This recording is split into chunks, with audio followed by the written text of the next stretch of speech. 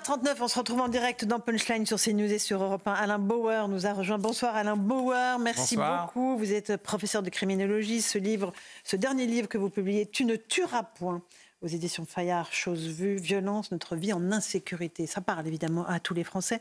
Le Premier ministre Gabriel Attal en a parlé très très brièvement dans son discours de politique générale il y a quelques instants. Avant ça, j'aimerais juste qu'on évoque la détresse des agriculteurs, leur colère. Je ne sais pas si on peut écouter quelques-uns de ces agriculteurs, mais ils disent tous la même chose. Ce sentiment de déclassement, ce sentiment de mépris, cette arrogance dont ils affublent les élites par rapport à eux. Vous comprenez ce sentiment-là, Alain Bauer ? La France est un pays de 1000 ans de jacquerie. 1000 ans de jacquerie. Ça fait 1000 ans que les agriculteurs, les éleveurs, les viticulteurs, tous ceux dont le produit est à la fois nourrir et vient de la terre, se révoltent contre l'arrogance, le mépris et l'impôt.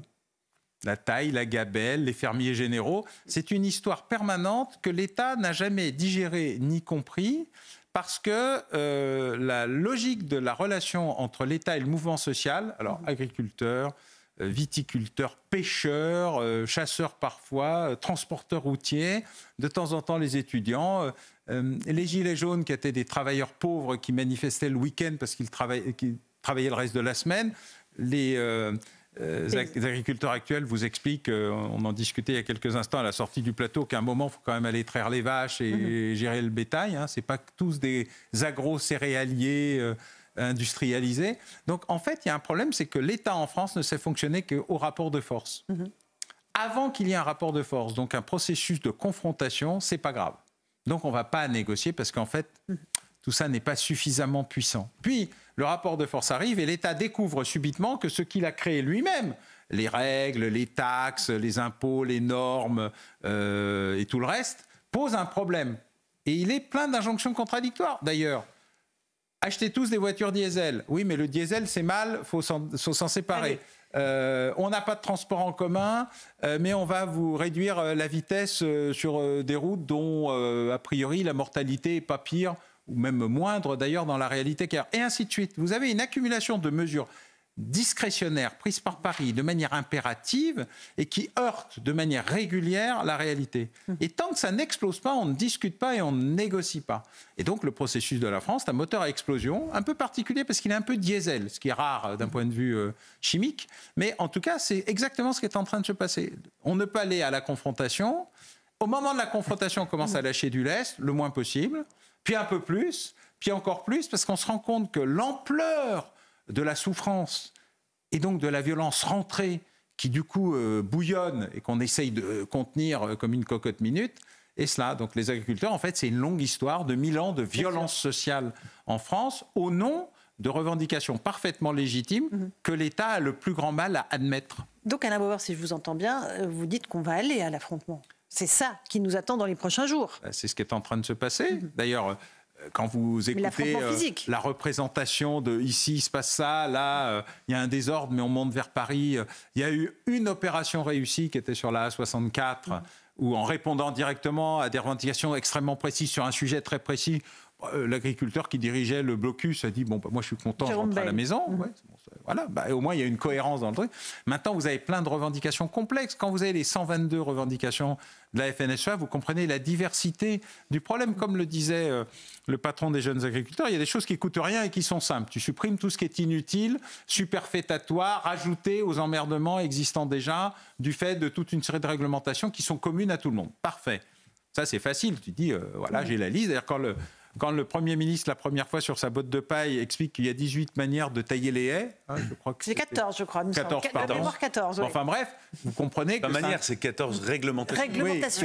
Vous comprenez que c'est ridicule. Donc que lui-même comprend que c'est ridicule et il vient d'arriver, il trouve le truc, il pense que c'est ridicule et vous vous demandez comment un bureau a pu inventer, 14 bureaux ont pu inventer autant de réglementations dont naturellement vous ne comprenez pas la légitimité, la logique. Bon. Le reste, voilà, ça c'est de l'autoproduction bureaucratique.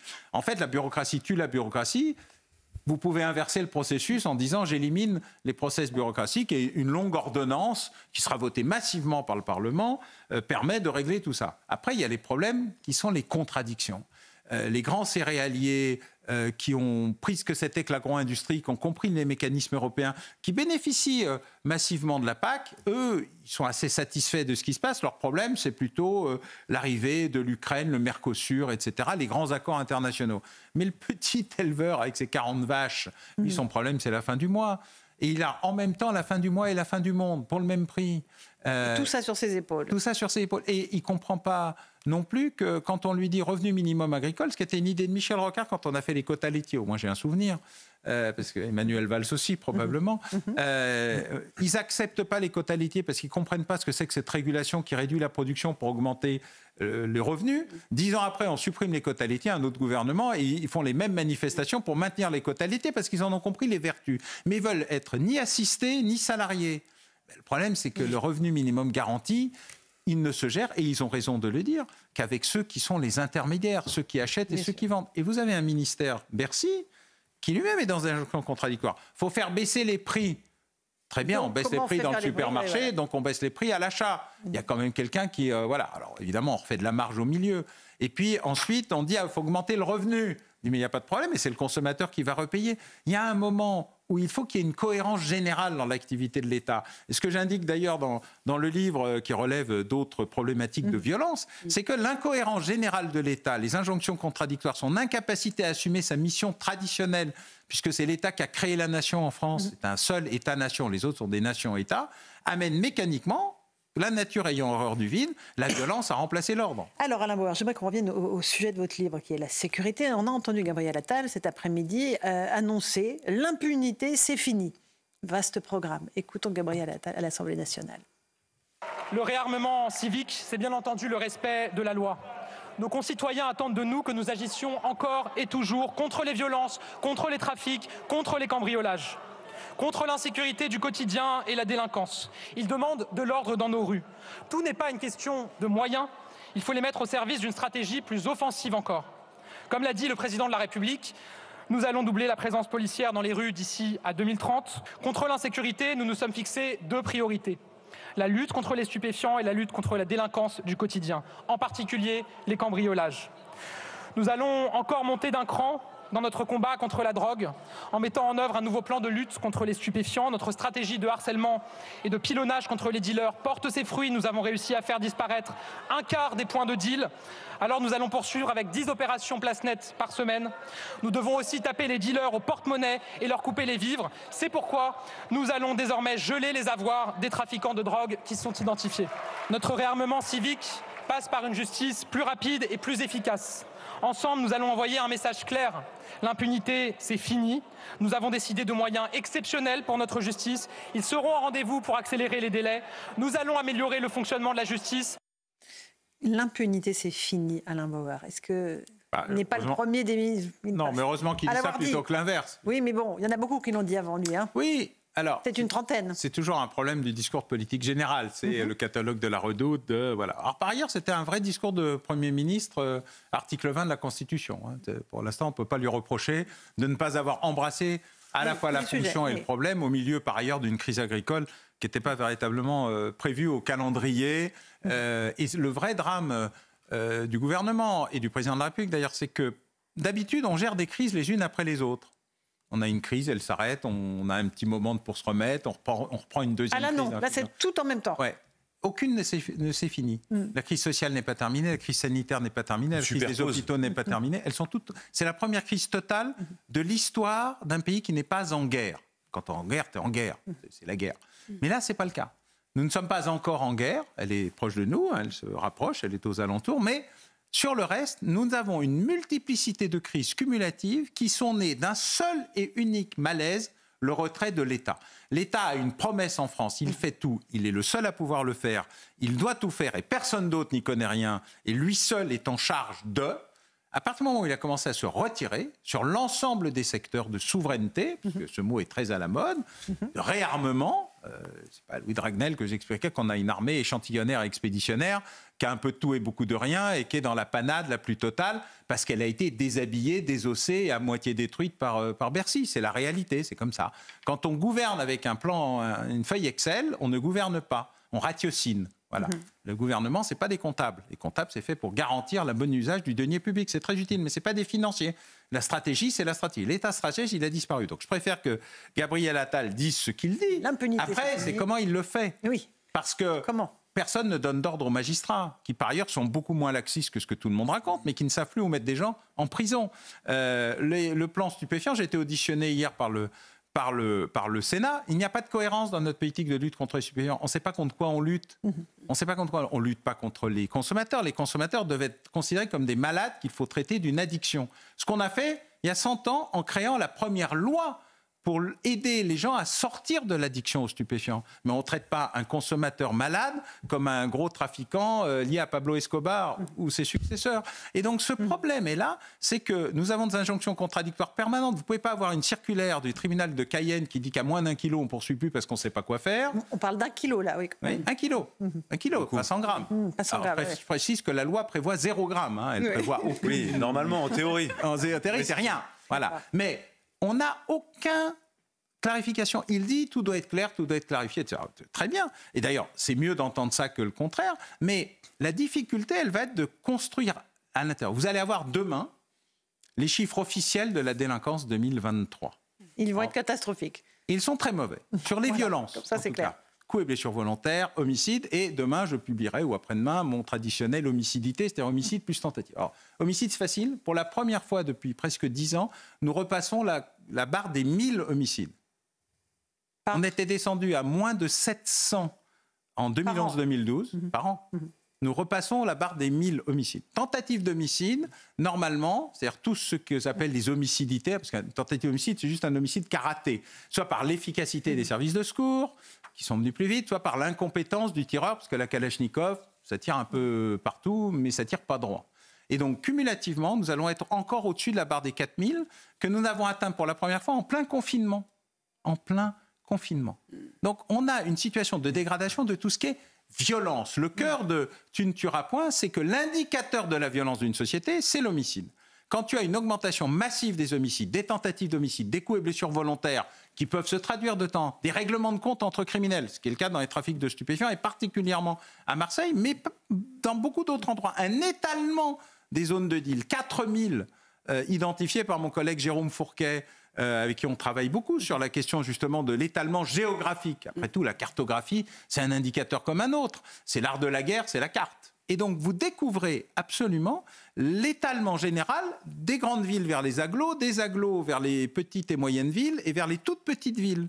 Vous avez aujourd'hui une culture et une économie du stup qui concerne des centaines de milliers de personnes qui, à un moment ou à un autre, sont impliquées, complices, actrices ou vivent, ou en tout cas essayent de vivre du trafic. C'est donc pas simplement des opérations coup de poing, c'est autre chose qui doit être structuré, et notamment sur la question du traitement médical des consommateurs et du traitement pénal des trafiquants. Rapidement, 2 questions. Alain Bauer, je voulais simplement vous faire rebondir sur une phrase que je trouve intéressante dans ce qu'a dit Gabriel Attal cet après-midi. Il dit qu'il doit y avoir une exception agricole française. Qu'est-ce que vous comprenez ? Est-ce que vous comprenez qu'il faut un retour à la souveraineté française en matière agricole ? Ah mais moi je pense qu'il faut un retour à la souveraineté en toute matière. La souveraineté française, parce qu'il y a aussi la souveraineté européenne. Non, je ne sais pas ce que c'est. On est d'accord. Je n'ai pas encore découvert le concept de souveraineté européenne. Nous ne sommes pas d'accord sur grand-chose. Il y a des éléments qui permettent des accords. On voit d'ailleurs à quel point ils sont difficiles au fur et à mesure de l'expansion de l'Europe. Il y a une cohérence militaire à peu près claire qui est l'OTAN, qui n'est pas l'Union européenne. C'est justement pour ça que c'est cohérent et clair, parce qu'il n'y a qu'un seul chef, les États-Unis.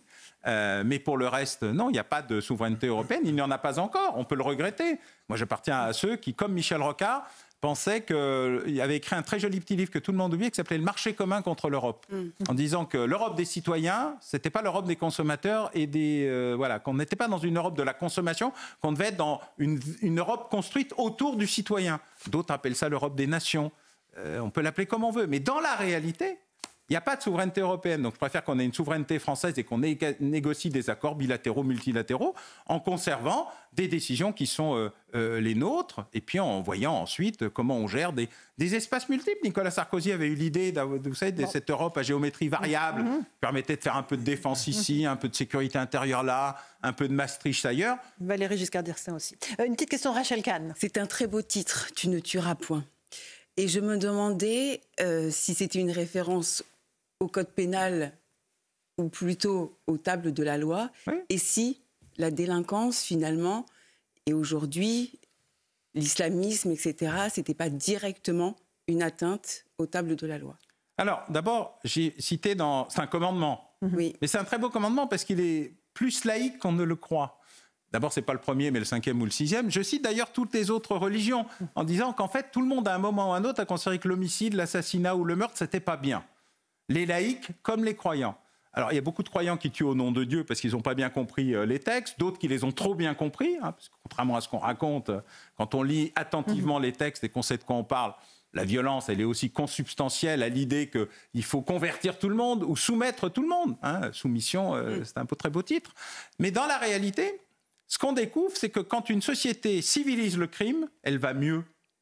Quand une société arrête de faire société, c'est-à-dire que ses institutions se retirent pour considérer que tout le monde fait ce qu'il veut parce qu'une nouvelle forme de liberté existe, eh bien c'est comme conduire sans code de la route, le Far West sans shérif ou Internet sans régulation. Vous avez la ragosphère et des trolls parce que c'est la nature. Et donc il faut réguler, institutionnaliser, accepter des règles. Ces règles s'appellent la loi. Et quand la loi est remplacée par le désordre et le chaos, il y a de la violence et des victimes. L'idée générale est de revenir aux fondamentaux.